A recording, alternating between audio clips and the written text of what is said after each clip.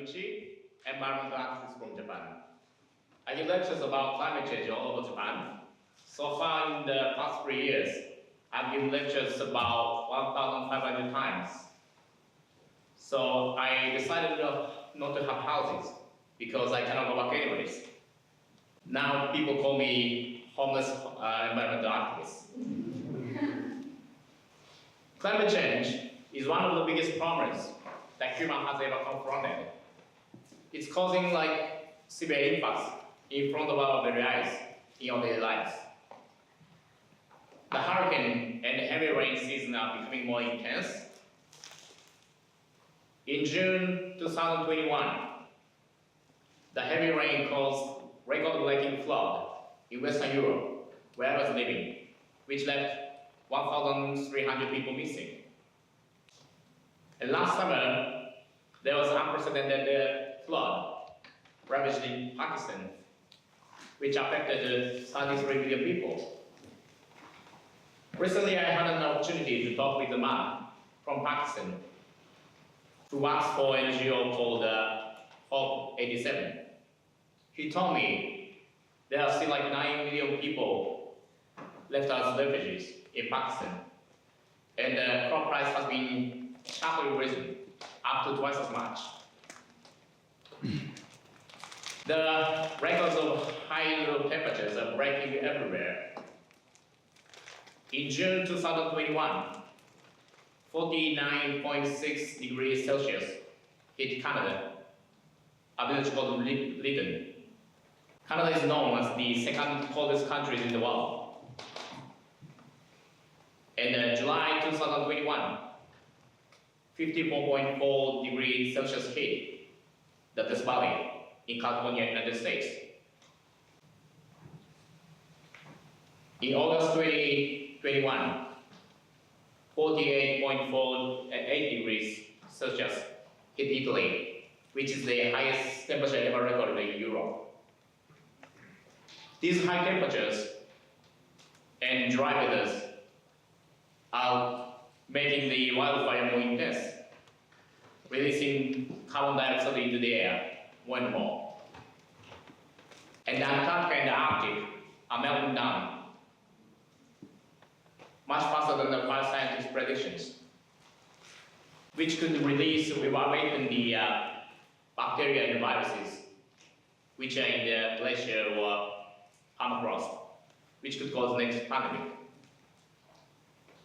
The ice melting is causing sea level rise, which is leaving people living in coastal areas with no choice but to leave homelands. What even more terrifying is that when people start losing places to live, as well as resources, then conflict starts over the remaining resources. There are more severe droughts than ever in these hundreds of years, which are causing water and food shortages. So climate change is not environmental problems anymore. It's a matter of peace. The very first thing we would lose due to climate change is not nature, it's peace. Some people can be indifferent to climate change, but there is nobody who can be relevant to climate change anymore. When I was living in Germany, I was running my own business, which is plastic product-free trading company to fight the plastic waste problem. When I was in Germany, I saw these children taking school strike to combat climate change, to save their own future.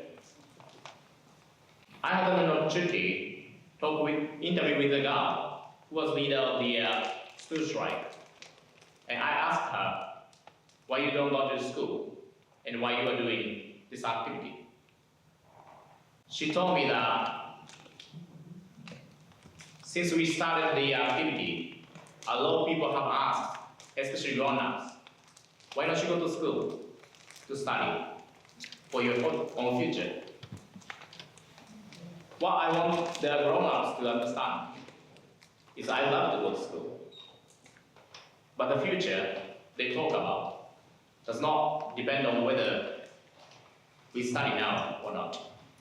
It thoroughly depends on whether we take action now or not to combat climate change. A lot of grown-ups say to their children, I love you, but yet take no actions. So I realized grown-ups say words, empty words, but never take action. So we decided to take action our own to combat climate change, to save our future. When she told me so, I was really shocked and ashamed because I was the one who didn't take action at all. That was when I just decided to become an activist to combat climate change. And I started thinking over why climate change is not being solved. My conclusion was that because people are not well informed about climate change. The hope lies in the fact that people are not well informed about climate change.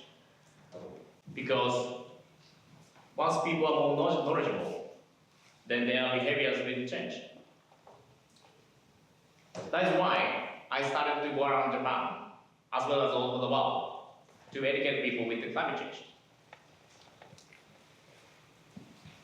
When I meet people, on some occasions, they ask me, why don't you get in touch with government, or companies, or media outlets to make a change?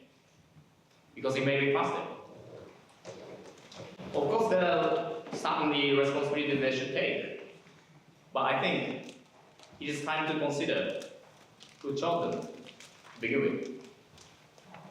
The government is chosen by people, citizens, by voting, and the companies and media outlets are chosen by people, citizens, by shopping and watching. Shopping and watching are also voting as well, after all. So unless we change, how shall they? That's why I'd rather keep asking the main stakeholders of the country to make a change. No government, or companies, or media outlets can be more responsible than their own citizens.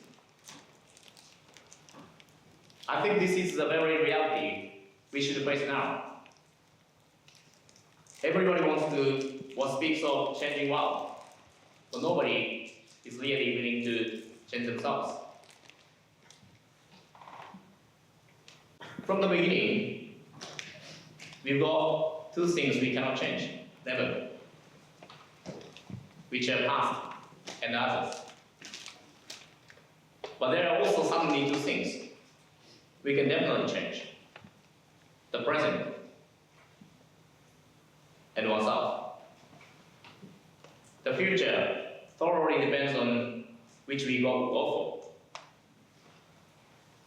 Our choices, daily very little choices, make the present, make the world. And there is one more thing I realized by going around Japan, especially schools. Japanese people are very well educated about obligations, but no rights.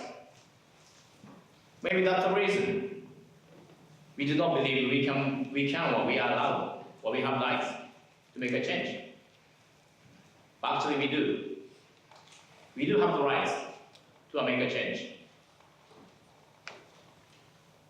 Let's bring back our rights to our hands.